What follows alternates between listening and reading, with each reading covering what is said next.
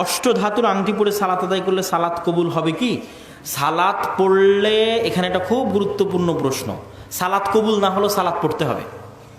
আপনি যদি এখন সিগারেট খেয়ে আসেন তবুও সালাত পড়তে হবে, যদি জেনা করে উঠে আসেন তবুও সালাত পড়তে হবে, আপনার সব ইনকাম যদি সুদের হয় তবুও সালাত আদায় করতে হবে, আপনি যদি এখন মদ খেয়ে আসেন তবুও সালাত আদায় করতে হবে। কেন বলেন তো?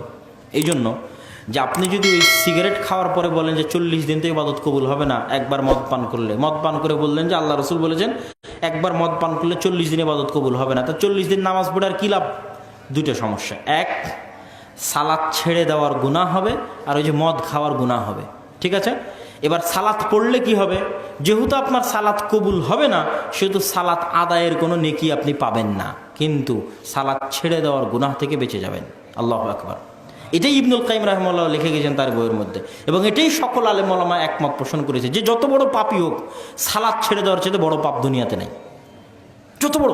এইভাবে ইবনুল কাইয়িম রাহিমাহুল্লাহ বইয়ের মধ্যে লিস্ট করেছে যে মানুষকে হত্যা করার চেয়ে বড় পাপ সালাত ছেড়ে দেওয়া, তারপরে হচ্ছে সুদ খাওয়ার চেয়ে বড় পাপ সালাত ছেড়ে দেওয়া, জেনা করার চেয়ে বড় পাপ সালাত ছেড়ে দেওয়া। কেন কেন বলেন তো যে এগুলোর চেয়ে বড় পাপ সালাত ছেড়ে দেওয়া?